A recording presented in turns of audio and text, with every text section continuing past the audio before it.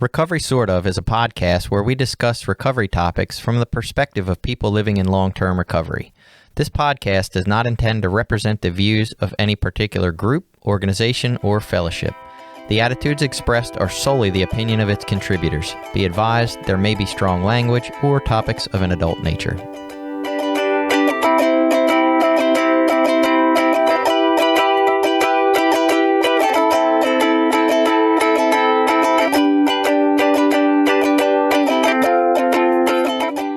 Welcome back. It's Recovery Sort Of. I am Jason, a guy who is recovering. Hi, and I'm Jenny. I'm a person in long-term recovery. And we're here with Martin today. Hi, Martin. Hello. Thank you guys for having me. It's an honor to be here. How do you like to introduce yourself? I know that there's like this shift from people saying I'm an addict or I'm an alcoholic to kind of this idea, at least outside of the programs, like I'm in long-term recovery or something that sounds fancy. What's your version of that? So I am a big proponent of AA. I do go to AA, and when I introduce myself, I say I am Martin and I am a recovering alcoholic. So that's my kind of fancy term, if you will. I gotcha. And it's weird to hear that movement, right? Because I think at least early on for me, in a program, it was like, oh, you're an addict. And then this idea of like, we're anonymous in the sense of like, it doesn't matter that we're in the program, we're all equal and all that. It doesn't matter our job titles. And yet outside of that, how do we present ourselves to the public to let them know that we do recover? And so the long-term recovery is kind of interesting. I wish there was like some better word, like, hey, I'm a struggling human, or. I know I jostled around a few things when I started doing the show with you, but I've stuck with long-term recovery. I think that's what Billy does. And I'm like, that sounds good. I'll change again. This time next year, I'll be something else. Absolutely. I don't know. I mean, we're such a label-driven society and culture, and labels matter, right? I mean, like the first thing not the first thing, but a lot of people, when they meet someone, they'll say, so what do you do?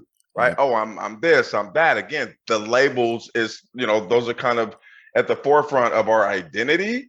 And I don't know, I think since I've been released from prison, which we'll get into, I've not consciously necessarily, but just kind of naturally gotten away from attaching said labels to myself.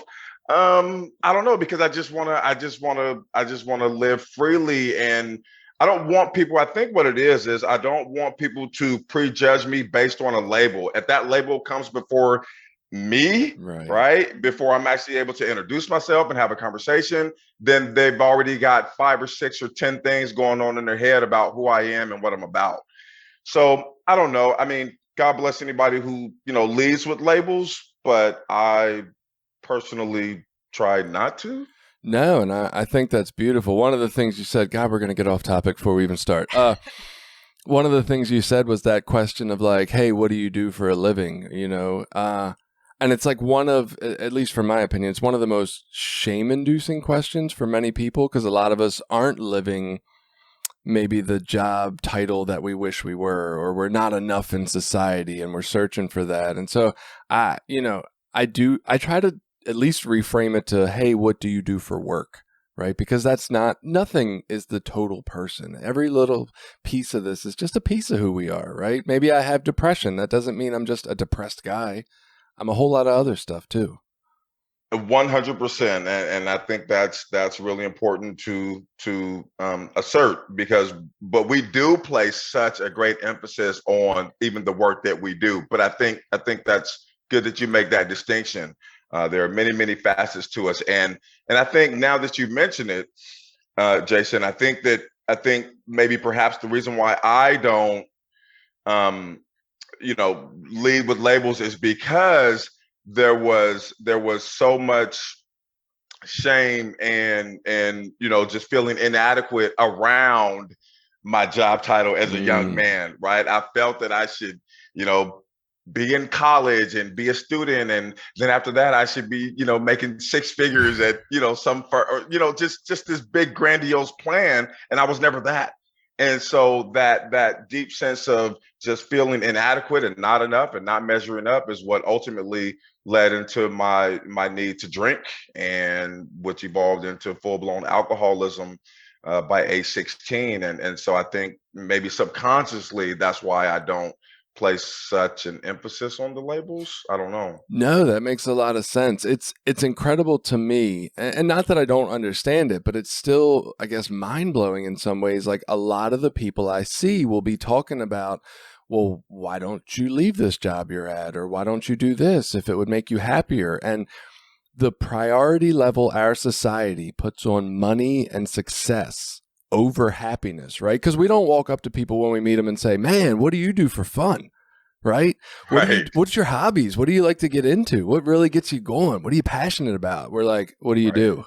God, that would be such a Right. more interesting conversation. Wouldn't if it? we But did. yeah, but it's so hard for people because of our society has it so ingrained. It's so hard to step back and say, man, I can make less money if it makes me happier. And That's right. it's, I don't know. It's so fascinating. But anyway, we're getting way off. So what I'm going to do is shut my mouth for a little while and let you tell your story of why you're here today. Thank you.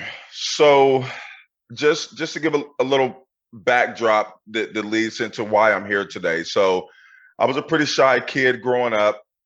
I grew up with two loving parents, a twin brother, two older sisters. We grew up in a really rough neighborhood in Portland, Oregon in the 80s. There was, gangs, crime, prostitution, drive-by shootings every night, you name it.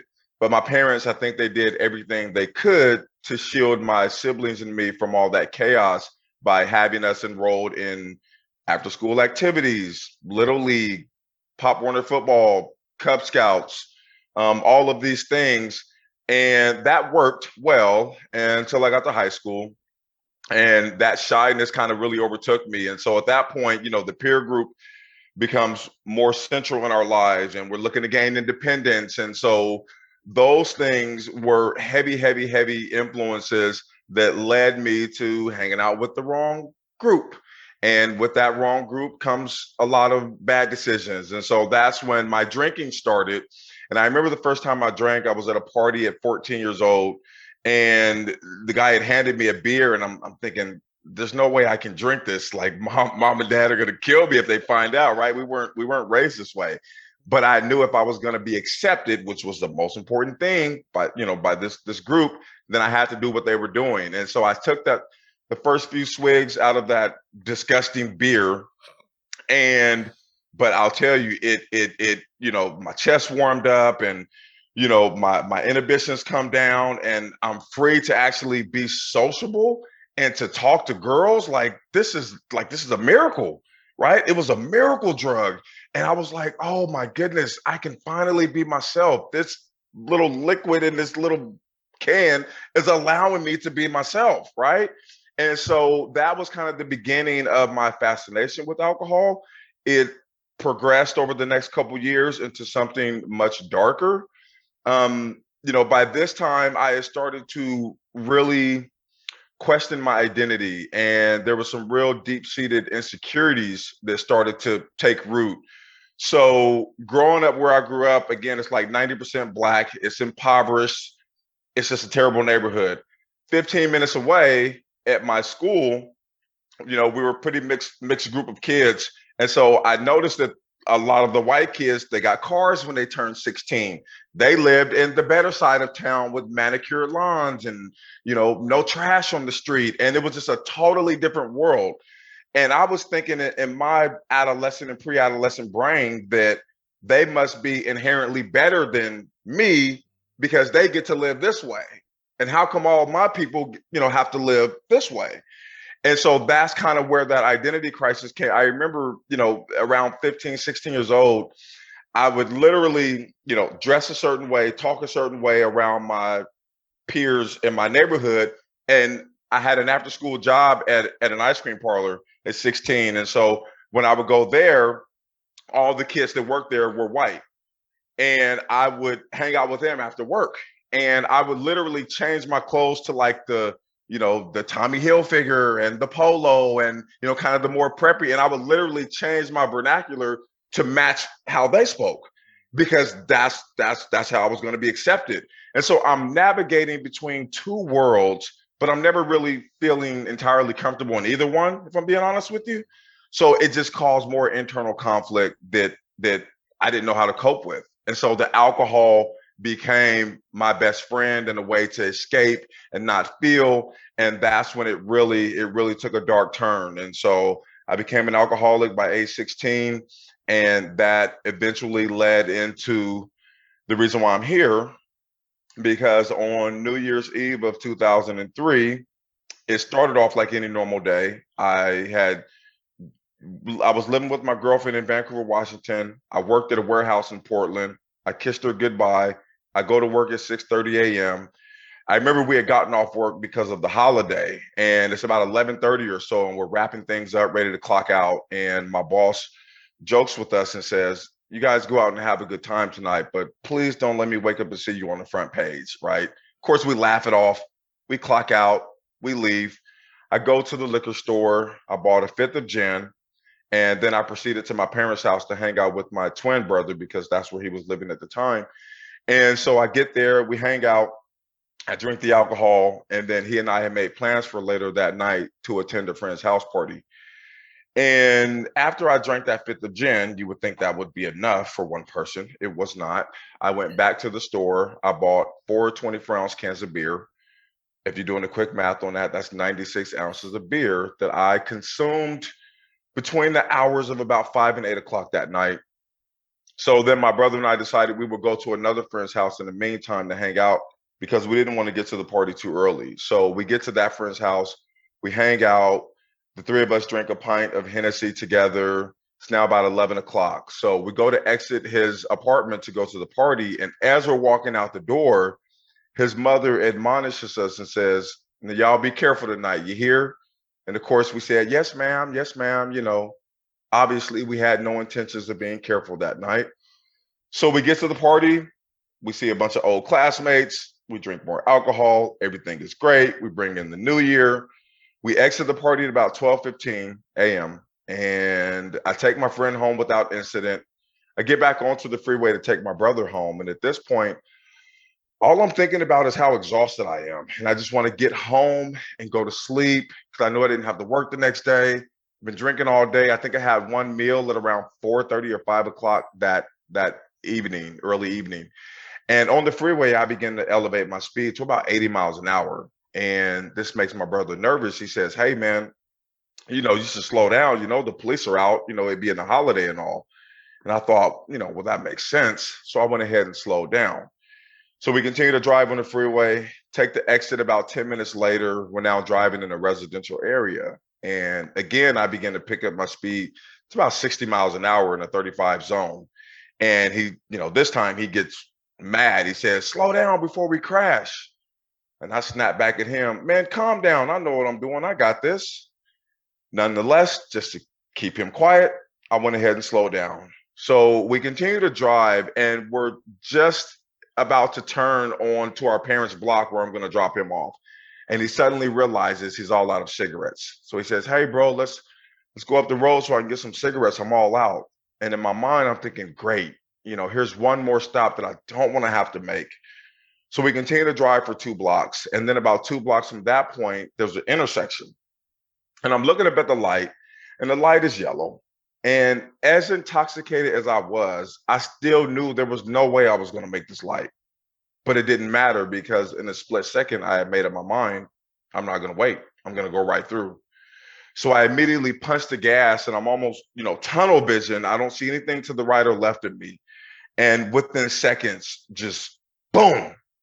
I mean, just this earth shattering crash. And the airbag envelops my face, and my car comes to a slow winding halt. And I immediately look to my right to see if my brother's okay. And he appears to be okay. So I'm somewhat relieved. At the same time, a guy comes rushing up to the driver's side door frantically. "Are you guys okay? Are you guys okay?" "Yeah, we're okay," I tell him. And I step out of my vehicle. And most people, most decent people at this point would go check on the people they had just hit. I did not. Because again, I was so consumed with myself and everything, that pertained to me. I'm looking at my vehicle, which is my prized possession, right? It's a status symbol. It's a nice newer, vehicle, custom rims. I worked hard to get it, and I'm crushed because I'm looking at my prized possession in a heap of crumpled metal. And then my brother gets my attention, and he starts to point across the street, and he's like, "Hey, bro," he said, "I think I see somebody lying down on the pavement over there, man, and I don't think they're moving." So instantly I snap out a bit and I'm like, oh my God, what have I done? Within seconds, lights and sirens are just everywhere, lighting up the sky. And the policemen are on the scene and they're talking to me and they take my brother a few feet away to interview him. And about 5 minutes or so into that interview, that officer had confirmed to me what I had already known to be true in my heart, which was that that person who was lying on the pavement had died.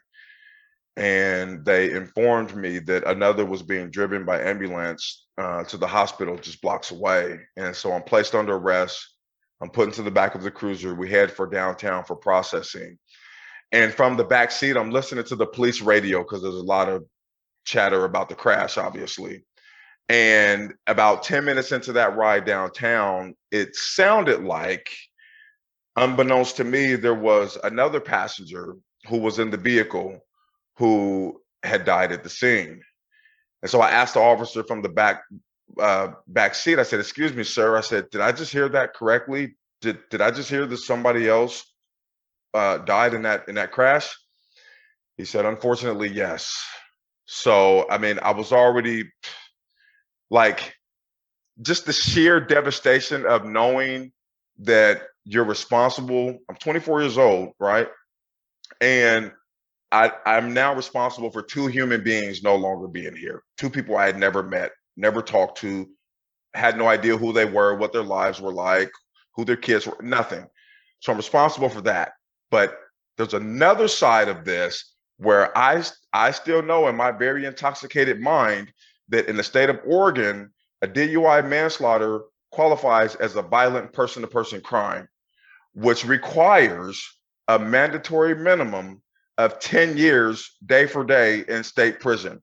You will not earn a single day off for good behavior, for going to school, having a job. 10 years flat. And now I've got two manslaughters.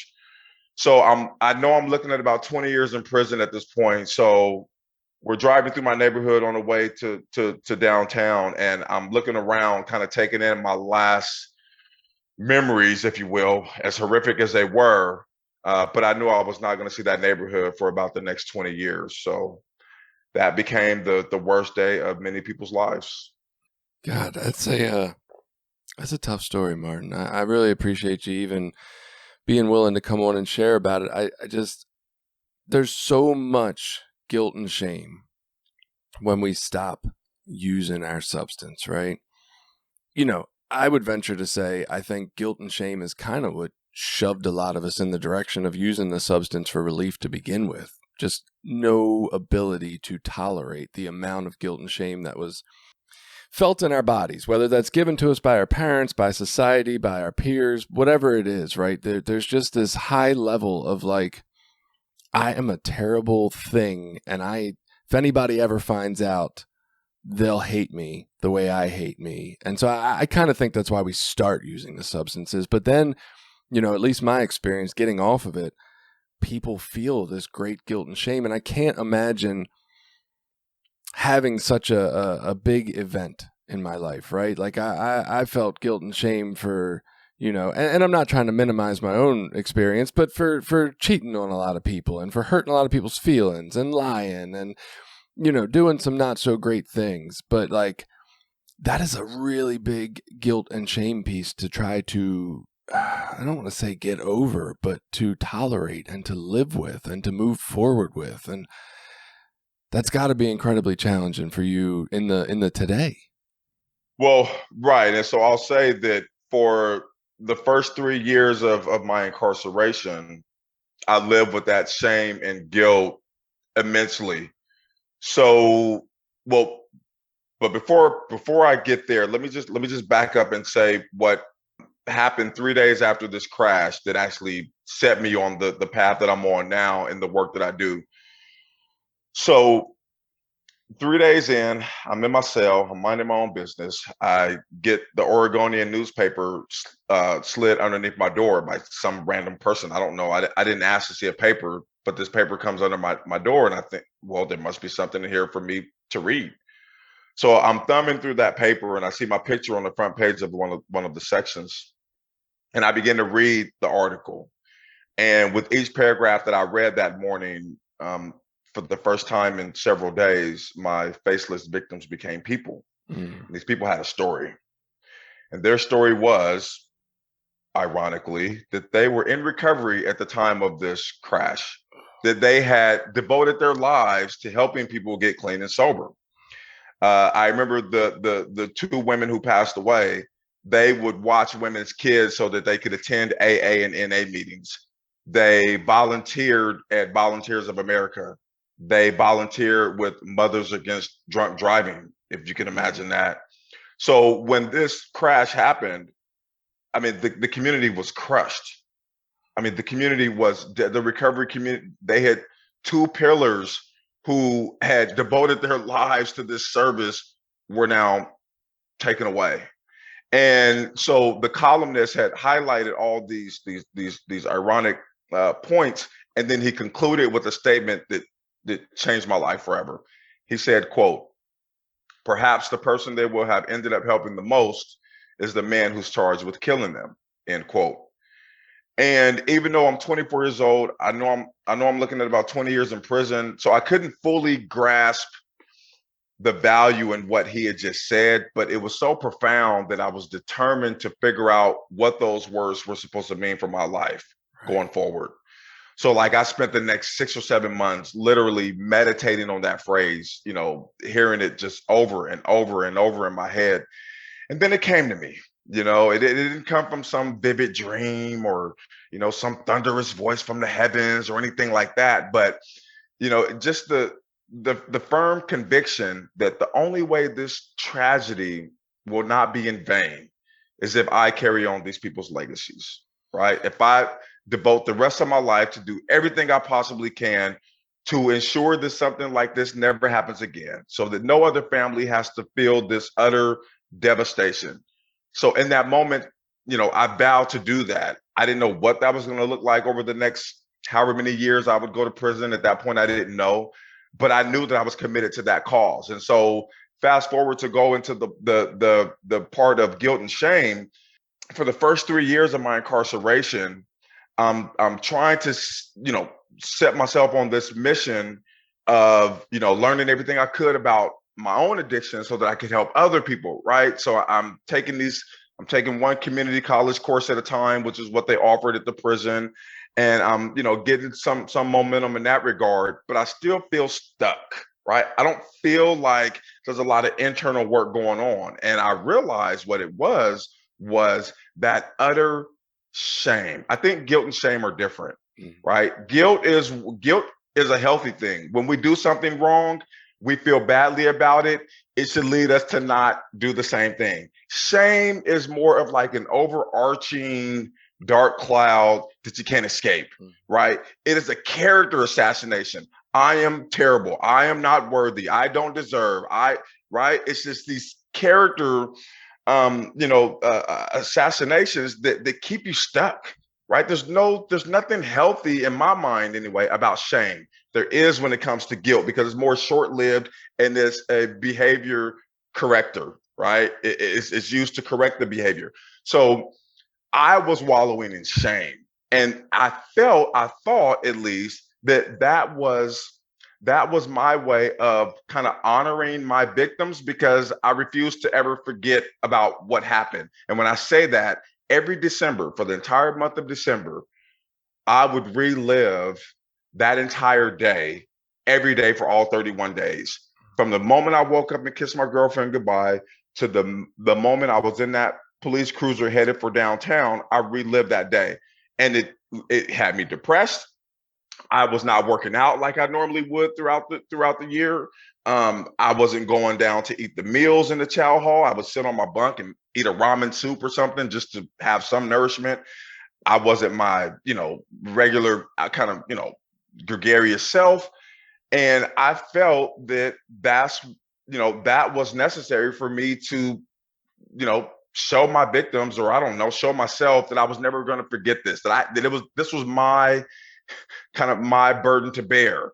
But really what I realized, and it took 3 years for me to realize this, was that all I was doing was preventing all of my energy to go into this mission that I swore I would do. I mean, I stood up at the sentencing and addressed the media and the members from the MAD community, the friends and family of my victims, that this would be my cause for the rest of my life.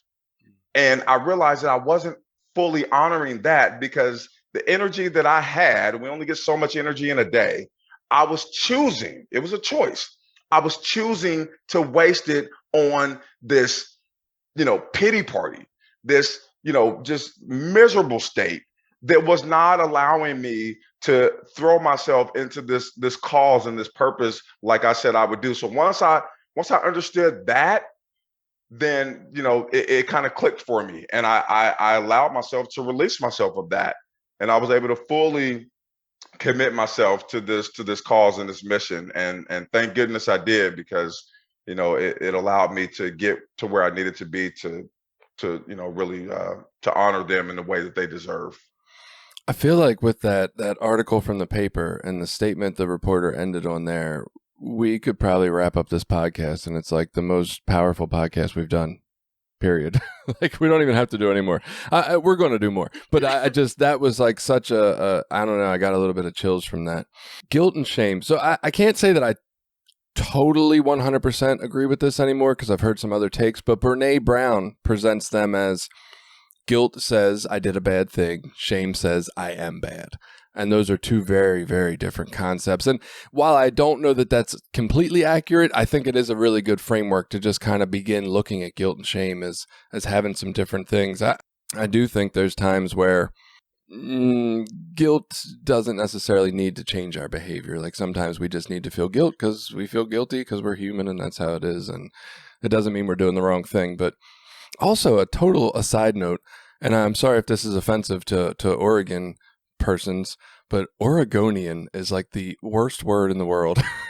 When you said that, I was like, that word is awful. Oregonian. I don't know why.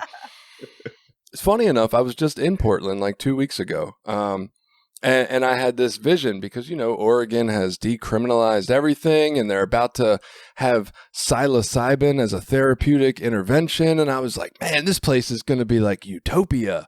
And I pulled into Portland, and holy fuck, that city is rough. Like, I was like, wow. It's changed a lot. I was quite surprised. I didn't recognize my own neighborhood. 17 and a half years is a long time, and a lot has changed, and not so much for the better.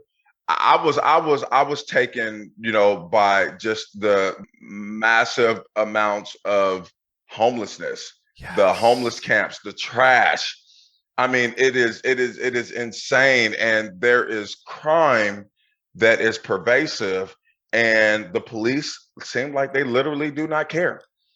It's crazy. The whole, the defund the police. I mean, just across the board, there are, problems from the city government, the state government, just across the board. And Portland is really feeling, the brunt of that. So I'm sorry that it wasn't a great experience for you. I mean, it wasn't a terrible experience, although the place we tried to eat, which was supposed to be open at 4, was not open, and I was pissed because they looked really good.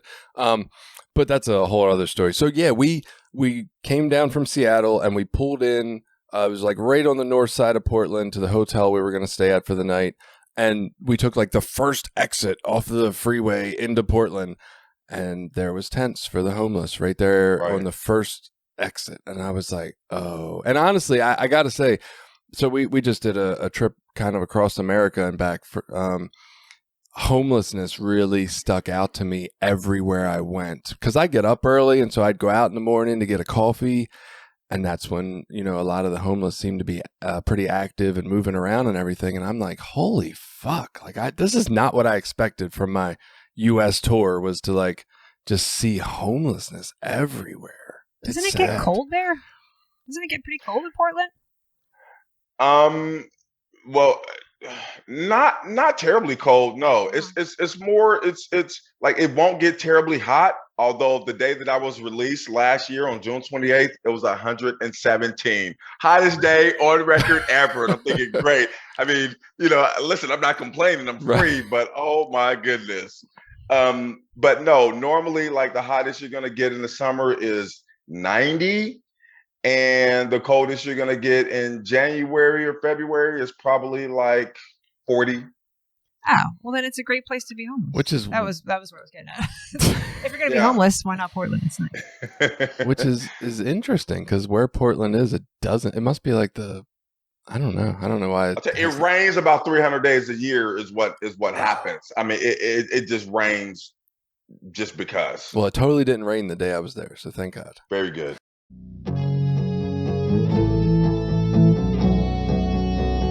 This episode has been brought to you in part by Voices of Hope, Inc., a nonprofit recovery organization made up of people in recovery, family members, and allies. Together, members strive to protect the dignity of those that use drugs and those in recovery by advocating for treatment, harm reduction and support resources, and mentoring. Please visit us at www.voicesofhopemaryland.org and consider donating to our cause.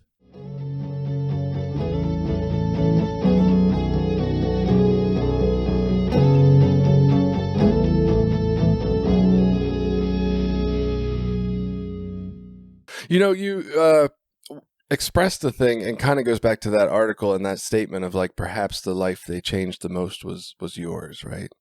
I've thought a lot of times about like, am I doing enough in recovery, this, that, and the other? And eventually somewhere along the way, the idea came to me like, man, if you touch and help shift one life, isn't that enough? And like the chances are, and this isn't like an ego statement or anything, but like I've probably touched more than one life at this point in my life. Yeah.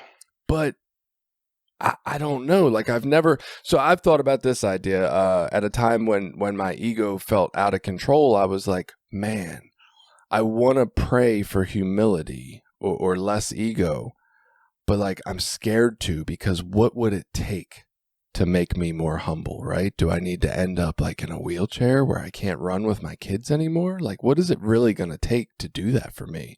And I was terrified of that idea. And it kind of like that twisted when you said, perhaps the life these people changed the most was yours. I was like, holy shit.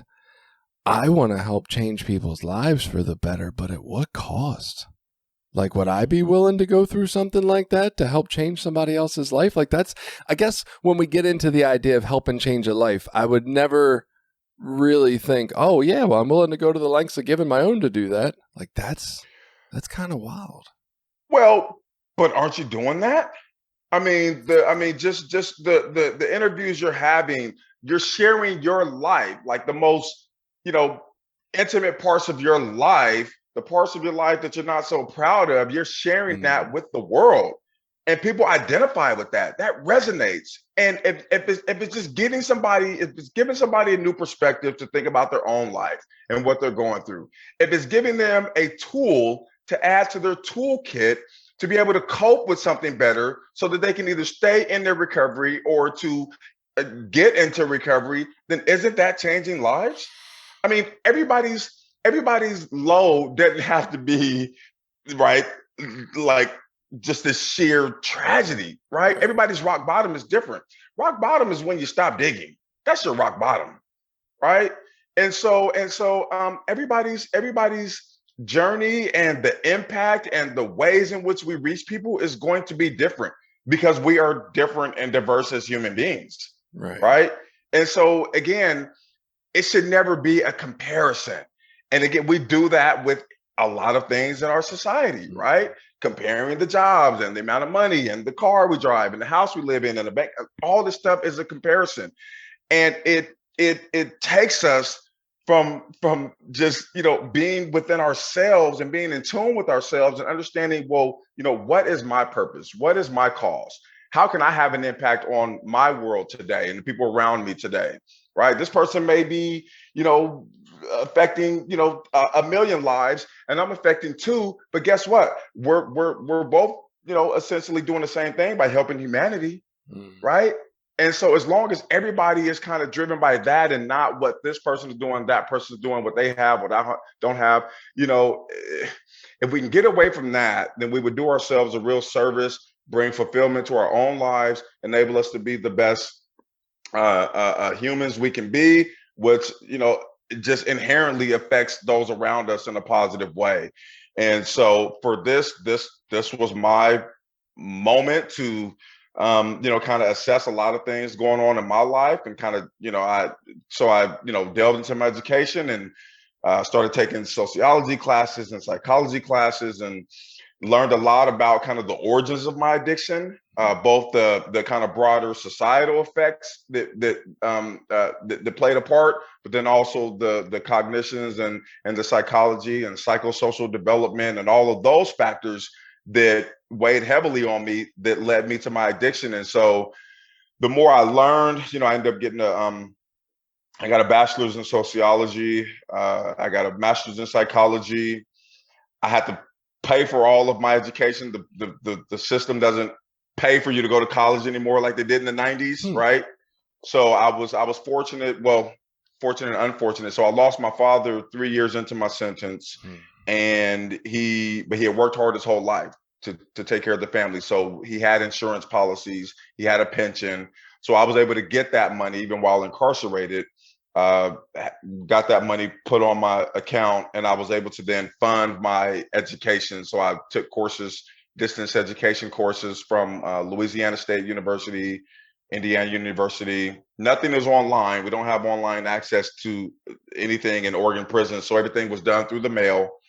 And so I wound up with those degrees. And then I went into a substance abuse program.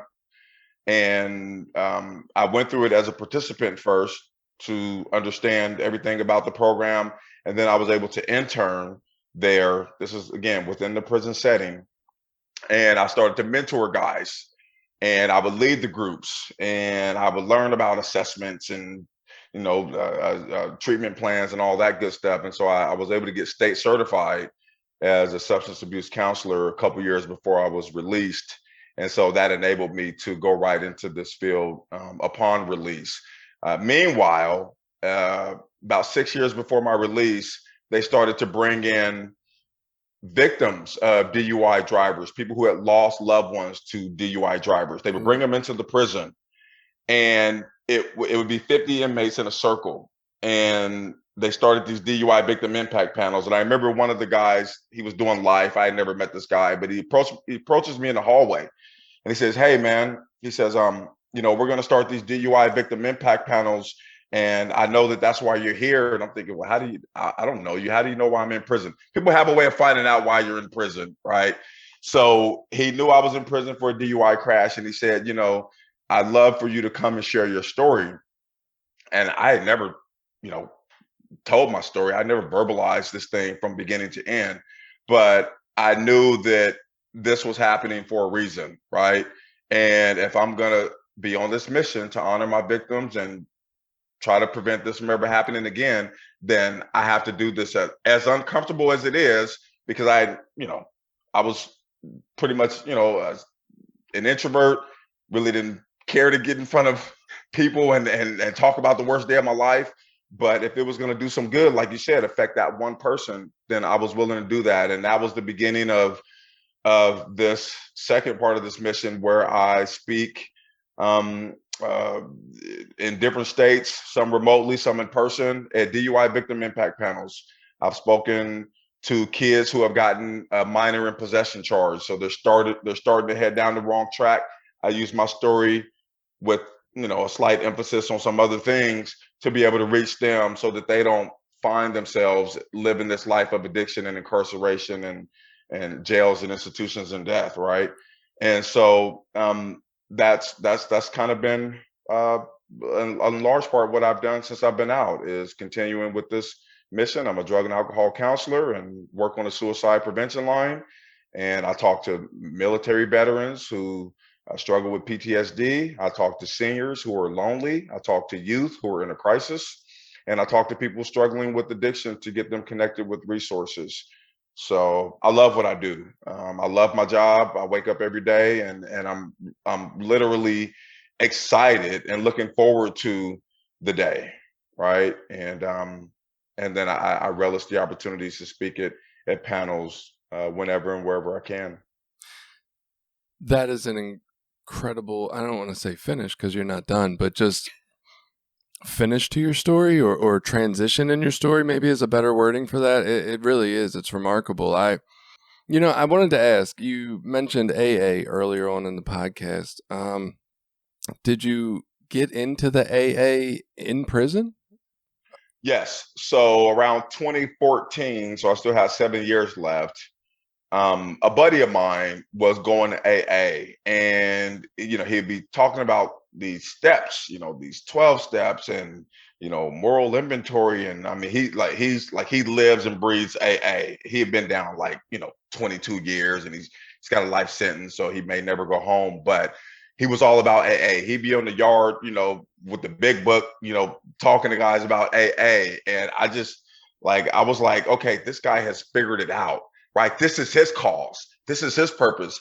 I was kind of going a different direction in my recovery, but this was, it was intriguing to see somebody so committed to something. And the way he talked, and the way he really understood himself. He understood his vulnerabilities. He understood that this was a day by day thing that he had to wake up and commit himself to, right? One day at a time, that whole mantra. And so I was just curious about it. So I just went one day. They did it. They have volunteers come in every Saturday from 10 to 11:30 in the morning. They would sit around in this room, and it was AA. And they're doing this serenity prayer thing, and I'm like, okay. It sounds like a chant, so to speak, but it made sense, right? God, grant me the serenity to accept the things I cannot change. Okay, well, I want to do that, because I ruminate on so many things that are out of my control, right? And how great it would be to not do that, to understand what's in my control, what's not in my control, and just grant me the serenity with that. And so I don't know, there were just facets of it that really resonated. So once I bought into those different components, then I just started going, almost every week. And then once I had done the steps thoroughly, and then when I got into the drug and alcohol program and was mentoring guys, then I would work the steps with them, right? And so, and in doing that, it reinforced my own recovery. And so, and that's the beauty about this work, is that, it's not that just that you're helping someone else, although that's a great thing, but it also helps us in turn. And it reminds us, of the daily work that we need to do, because even though it's been, 18 and a half years, since drinking, I still know in my addicted brain and in my rational brain that I'm literally one drink away from catastrophe. Right. Like, I know that, right? So yes, AA, and so since I've gotten out and I'm in Pennsylvania, and so now I got to find, a new home group and all that. And I just kind of, took to Google and found some places around here. And so now I go and meet with these guys, and, they're, there's no minorities in the group. It doesn't matter to me, because, it could be a group full of minorities and we could have nothing in common. So I don't base everything just on the sheer fact that, right, these guys are all, older or white or whatever the case, because we all have that common thread of addiction. And we all have that common thread of buying into this fellowship and sharing, who we are and our struggles, and just leaning on each other for support. And that, that'll translate around the world, no matter who you are, where you are. As long as you have that, for me anyway, then I feel like I'm in a good place. So good. When you were talking about the mentoring and the speaking, what came to mind for me, and I don't say this to like throw shade or take away from anybody who is in a helping, profession, or even just a helper in the world that hasn't gone through things. But I feel like generally the God, that sounds terrible to say the best helpers, but people identify with people who've been through shit, right? It doesn't always have to be the exact same shit, but it really does carry some weight when you have a very similar background or history. And for you to, not only do you have this history of the way you grew up, but when you mentioned like the working with veterans and the PTSD, and what came to mind for me was like, I've been in some car accidents, and the experience of a car accident, if you've never been in it, it is this like screeching metal fucking horrendous death sound going on when you're in it, right? It is a traumatic experience for sure. And so to have that kind of thing inside of you that has happened to you in your life, I feel like it just gives you a way to connect with people who have those experiences, right? Anybody who's been through an experience that caused PTSD, anybody who's been through an experience of not liking themselves, anybody who's felt that experience, which I surely felt, of like, oh my God, this substance allows me to talk to people and girls and like be myself. Like, you have that ability to connect with them on a level that I feel like some people are just not going to have. And that's so authentic and so useful in what we do.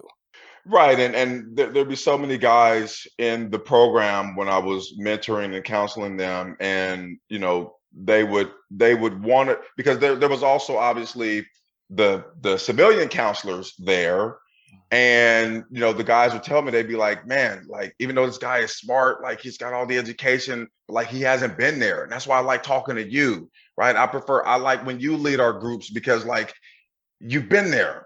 And so it just people identify and they want to know that you can really empathize with their pain, right? Not just sympathize, oh, I'm so sorry you had to go through that, but like I really know what it felt, for you to go through that because I went through something very similar, right?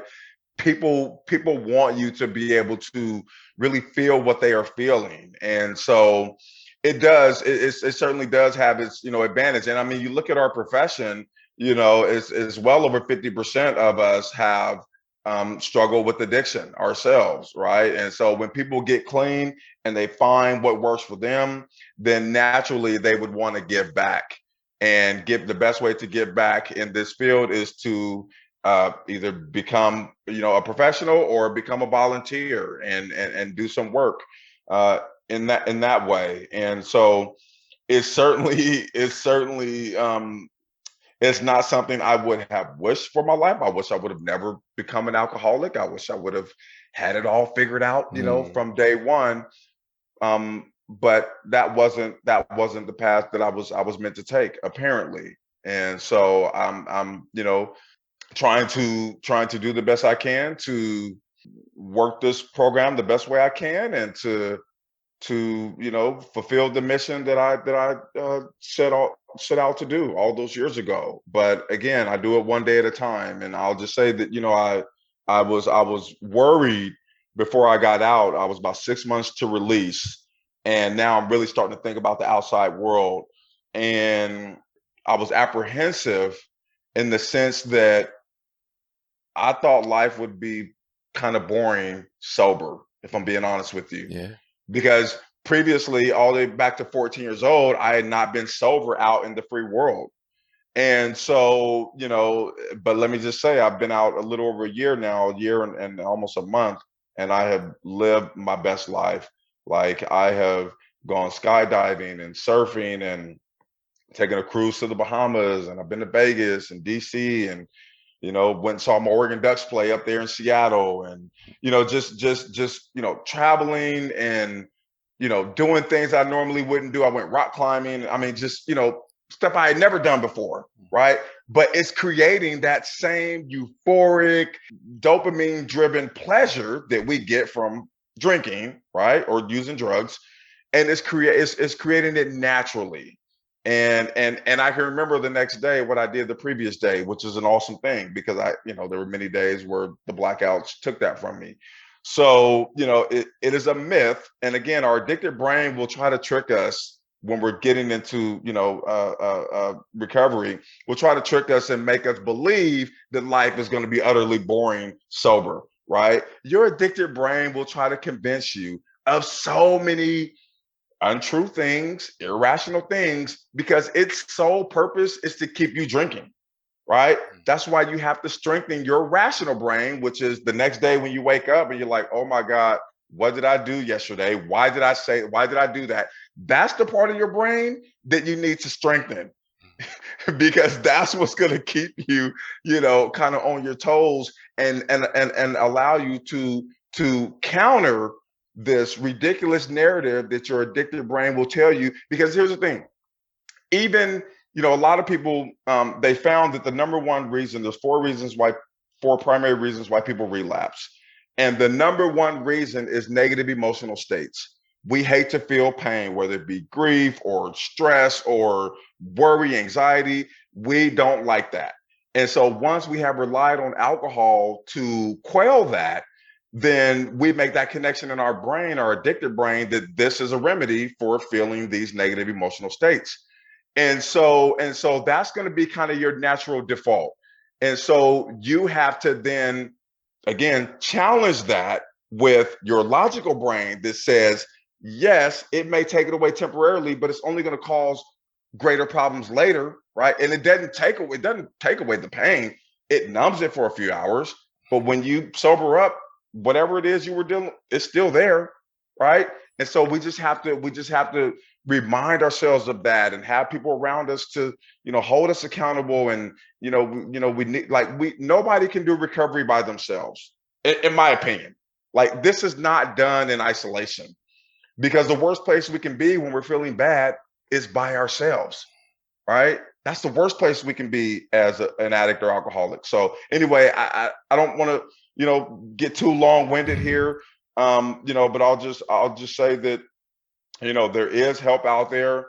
There is 988 for anybody going through an emotional crisis. The number is 988. I'm so glad this happened last Saturday nationwide, wherever state you're in.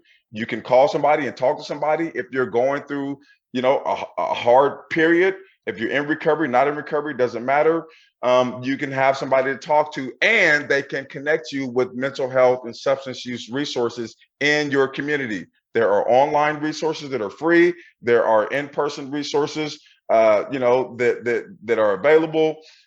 Insurance-based, non-insurance-based, self-pay, no pay. I mean, you name it, it is out there. So please do call 988 people when you need somebody to talk to. And the only add-on I would put onto there, when you talk about life not being boring in, recovery or in states without using substances, if you are listening to this podcast for whatever reason, and you've tried recovery before and found that you just could not have fun or just could not find joy, or maybe you're there right now, right? Maybe you're in that place. You're like, I want to hold on to not using these substances. I just, no matter how long I wait, it seems like there's not this joy coming from just living naturally, right?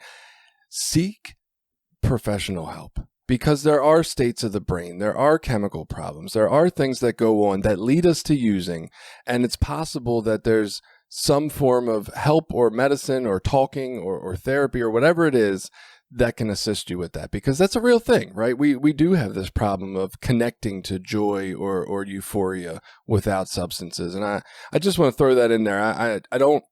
I guess I spent a lot of time thinking or feeling the shame of like, something's just wrong with me that I can't be happy bowling like the guy next to me. And for me, it took learning that, like, oh, yeah, there's some underlying stuff here that prevents me, and I need to address that too. One thing I wanted to ask, because I was, state property for a period of time, it's not really the environment that like sparks conduciveness to like living a positive life and doing good things in your life. So how challenging did you find that in that population to kind of take this alternate path and not really be a part of what people were doing in there? Yes, you are very right. It is not the most wholesome place to to find yourself turning over a new leaf. But again, during that first year of my incarceration, when I was in the county jail, not the state prison, but when I kind of figured out who I wanted to be and the work I wanted to do, so I was locked in on that. So when I got to state prison, I immediately, got a job as a tutor in the education department. So I'm helping guys with their GED programs. So I was there for like 5 or 6 hours a day. And then when I would come back, I would, go work out or go jog or, write letters, because I got on the Pen Pal website, and that's how I ended up meeting my fiance. She stayed with me for the 16 years, the next 16 years, and now we live together today, right? I mean, that's incredible. I've been incredibly blessed throughout this journey. But at any rate, so once I was locked in on this mission, and the most important thing I learned through that 17 and a half year sentence, as far as doing time the right way, at least in Oregon, other states are different, much more hardcore. Oregon is not so much, although we did have gangs and riots and all that. If people saw that you were consistent in how you did your time, then they pretty much left you alone. Like I was cool with, the Bloods and the Crips and the 18th Streeters, and like everybody knew me because they saw me as the guy who was a tutor, who was working on his college, stuff and going to AA, and I was consistent. The guys get in trouble when they come in, and they may want to start off that way, but then they feel like, well, I need this protection by these guys. If something happens, I don't want to be by myself, so I'm going to click up with them, right? Mm-hmm. But then I'm also going to try to, go straight over here. And when guys see that you're not consistent, then you're kind of left out there blowing in the wind, and anything can happen at that point.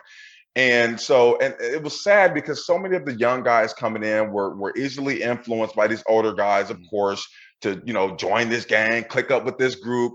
And, it was a sad thing to see. I was, however, able to get through to some of those guys when I got more into the mentor role, because the guys would seek me out. I'd be on the yard. I did a lot of time by myself because I didn't want people to get the wrong idea if I'm, working out with this group over here or hanging out with this group over there. So I would be walking around the track or jogging around the track, and a young guy that I would work with up in the education department would seek me out. And he would just start talking to me about non-prison stuff, right? Because he felt that it was a safe space, because he saw that I wasn't like a lot of the other guys. I didn't walk around with, my chest, puffed out and, trying to be Mr. Tough Guy. And so they would start talking to me about life.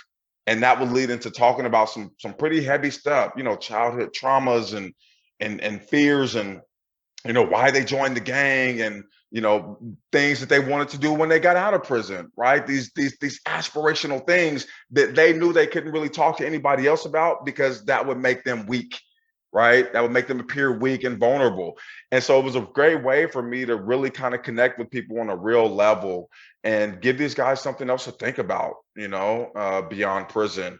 And so I was able to really get through to some people not so much, but it was a great thing for those I was able to connect with. That's awesome. I want to ask this next question, and I want to preface it by saying it's kind of hard to ask it without the acknowledgement of minorities and people of color. And, so that does come into this. I know when people have their own level of responsibility, right? Like you own what you did in this place. Sometimes it's hard to also have space for other aspects of what goes on in our world, right? So I'm just curious, has there been any ability for you to allow space for anger towards our system, right? And I say that because, like, I'm picturing like some wealthy individual, some lawyer's son that has this accident that maybe gets probation, right? Maybe he's white, maybe he's not, whatever. He's got money. That's one of the big dividers between us. Have you had any space for that kind of anger or frustration with our society that, like, why did I do 17 and a half years when somebody else wouldn't? I mean, and it's not to take away from the responsibility, because you own that fully. I'm just curious what your thoughts on that are. That's a profound question, because I did wrestle with that pretty much throughout my entire sentence. And even today, now that I'm free, I mean, that will never leave me in the, I would never want to minimize or seem like I'm, dismissing, the magnitude of what happened. 2 people lost their lives. Another was permanently disabled, right? I can never change that. And so it's like, then you have to ask yourself, well, what value do we place on that life being taken? Oregon says 10 years. that life essentially demands a 10-year penalty. Other states, it may be 2 years. Some states, it's probation, right? So there's this whole subjectivity to that. But then for me personally, I'm looking at the newspaper throughout this sentence, and eventually I stopped looking at it because I would feel, you know, that anger would come up when I would see this very thing had happened to somebody else who was of a different social economic background, racial makeup, whatever the case, and it would be a severely less penalty. You know, there was, and I'll tell you, there was, you know, to juxtapose my situation, on January 4th, so 4 days later, there was a DUI crash in Portland committed by a 28-year-old white woman, never been in trouble. She hit a mother and her 10-year-old son in a crosswalk. She was intoxicated. She was at 0.08, so she was right at the legal limit. And she didn't take accountability the whole time. She, you know, refused to say it was her fault. So she was in a road rage incident. Somebody was chasing her and she was trying to get away, but she was intoxicated to begin with. Let's just start there. So she went to trial. She wants to get off this thing completely. She gets found guilty of not manslaughter in the first degree, but manslaughter in the second degree, which required a mandatory minimum of 6 years, 3 months in prison. But she's got 2 of them. So the judge, instead of running everything consecutive, so it'd be over, 12 and a half years, the judge runs everything concurrent. She gets a total 6 years, 3 months. And she is devastated. She's, oh my God, I can't believe this happened to me. This is so, unjust. And I'm just like, are you kidding me right now? Like, I'm in prison for 3 times that amount of time. I took full responsibility. I never tried to skirt accountability. And it's just, it blew my mind. And, there were so many other cases of, older prominent people in the community. This would happen. They would kill somebody drunk and they would get 2 years probation, or they would get, a year in county jail or something like that. And so I just had to stop. I had to stop, watching those news stories and reading about those things, because of course I can say that, although I needed to be in prison for what I had done, there's no doubt about it. But the disparities in the way that we charge, the way that we sentence, minorities in this country, not just Oregon, but in this country, is atrocious. Mm-hmm. It is atrocious. And not only are you locking people up at this, disproportionate rate with these, very lengthy sentences, you're not providing much in the way of rehabilitation. The only reason why I was able to get my degrees and get certified is because my dad left me money when he passed away to pay for it. Otherwise, I would have released from prison with a GED. And I'm not saying that's something, right? But let's be honest. Like, how far is that going to get you in this world today? Right. I mean, it's just sad. So it's just, it's a twofold, atrocity that we lock people up, throw away the key, and then do nothing to rehabilitate them. How is that a winning recipe? I'm actually mad right now because my charges, back in the days of checkbooks, before, we don't have them anymore. People don't know what they are. But back in the days of checkbooks, I sold somebody's checkbook and wrote 2 checks to myself for a total of $90. And I did 6 years. And I'm like, damn, This lady killed people. Got 6 years, 3 months. Wow. So yeah, our system is messed up. And to even speak a little further to what you were saying, because I only had 6 years, I didn't qualify to get into any of the like trade programs or anything. You had to have like 20 or more to get into something like that. So it's like, oh, we'll take people who we could possibly have lesser charges and rehabilitate them and give them something, but they are not going to qualify to actually have a life when they go home, because you need to be here longer to be on the waiting list for that shit. 100%. And it was the same thing. We know that 80% of people across the United States who are incarcerated have some issue with drugs and or alcohol, whether it be they're addicted, whether it be they're, selling it, whether it be they're committing a crime to get the money to buy it, whatever. 80%. And in Oregon at least, and I would imagine this is replicated across many states, but only about 5% of the population had access to a drug and alcohol program. 5%. And again, it's that whole thing. If you have more than 3 years on your sentence, you're not eligible, because they only wanted to give those who had 3 years or less that program, if you were lucky enough to go to a prison that actually had it, because they're thinking, well, you're going to be out in a few years, so we want to get you some treatment. But what about the guy who still has, who's doing 10 years and he wants to start working on himself, right? And when he gets down to 3 years, he may not be lucky enough to transfer to one of these prisons that has the program. And so we spend so much money incarcerating people and not enough money actually rehabilitating them and getting them the help that they need to address the underlying issues of why they're incarcerated in the first place. Yes.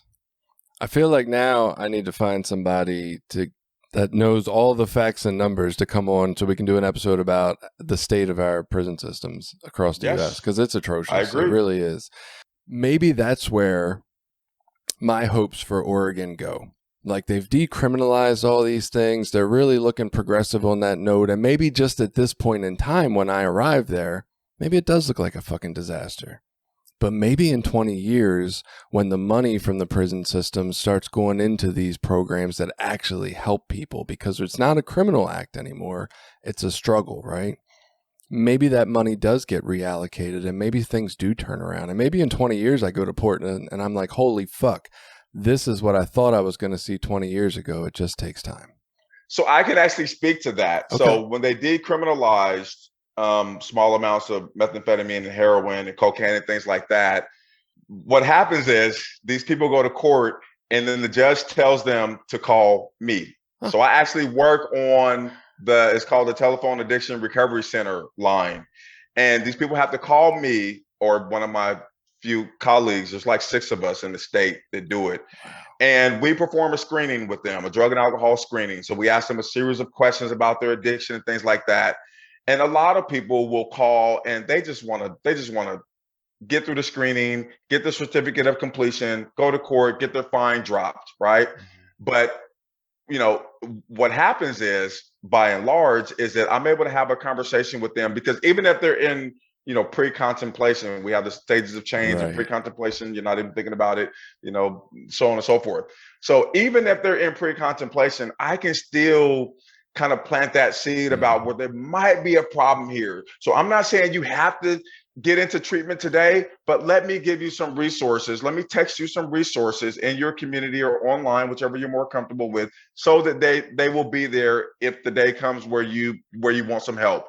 And so I'm able to offer people resources and just talk to them and plant that seed. Some people are more in contemplation or preparation. That's a great thing, because now I can get them connected with substance use and mental health resources. But yeah, that's there hasn't been, and I'll say that so there's some big things happening on that front right now. So the Oregon legislature did pass like $270 something million to go into this big infrastructure in every community where these behavioral health networks are going to kind of work in tandem to be able to get people who call us. When we refer them to places, then they will, like, if they need housing for a few days, if they need the treatment, if they need social services, whatever it is, we can directly be able to see what's available in their community through this whole system. And, then we'll like do a warm transfer, to get them connected, and they'll take it from there. And so that is just kind of coming online, if you will. Every county had to apply for a grant, and some of them have been approved already. So now they're kind of getting their framework together to be able to actually go live with this. But that should be happening hopefully before the end of the year. So it's been a slow rollout, and there's been some criticism in the newspapers and things like that this whole decriminalization is just not working because people aren't getting into treatment like we hope they would. But I would suspect that a year from now, you would definitely see some movement on that in a good direction. So I'm excited about that and to be a part of that. Yeah, that is hopeful. I mean, and I wish I could remember facts and figures way better, but one of those Nordic countries over there invested a lot of money heavily in the youth to try to curb their issue that was going on, I think with alcohol at the time. And it took 20 years to really start to see but to see like final research driven results. Like, this worked. Holy shit. And so sometimes it does take time. Speaking of time, we are running short on time. Jenny, is there anything you wanted to add? I feel like you've been so quiet over there. I knew I would be quiet too, because Martin's story is so fascinating, intriguing, inspiring. I just wanted to hear that. And I think our audience just wants to hear that too, not me. But how can our audience hear more Martin Lockett? What's going on with your life? What's your future? So there's martinlockett.com. I post a lot on Instagram at Martin L. Lockett. And I'm working now here with Pennsylvania because all my roots are kind of in Oregon, and I'm pretty established there, and I do stuff through them remotely and whatnot every month. But I'm looking to get set up here in Pennsylvania to start speaking in the schools. When the schools come back, I've been reaching out to school boards and superintendents. They seem to be somewhat interested. I have reached out to all the state police departments to be a part of their DUI training when they're training new cadets and things like that.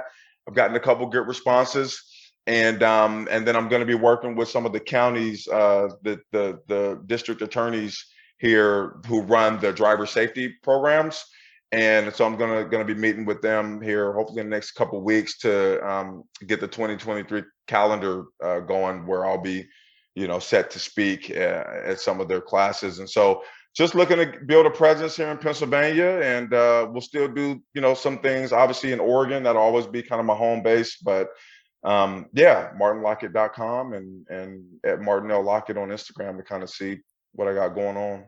That's awesome. Martin, is there anything else that you wanted to share with us today that we didn't ask or didn't address? No, I would just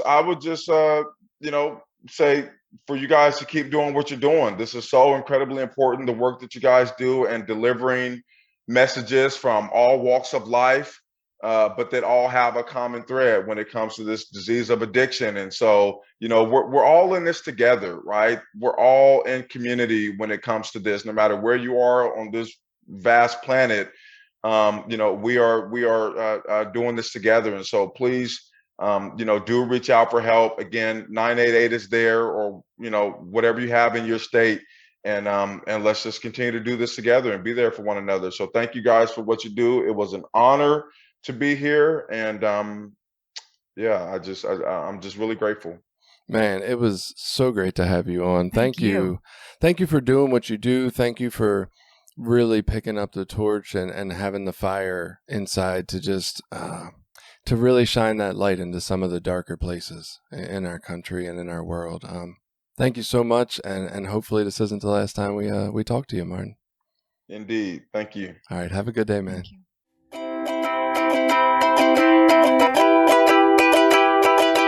Did you like this episode? Share it with people you think might get something out of it. Check out the rest of our episodes at recoverysortof.com. Also, while you're there, you can find ways to link up with us on Facebook, Twitter, Instagram, Reddit, YouTube, anything. We're always looking for new ideas. Got an idea you want us to look into? Reach out to us.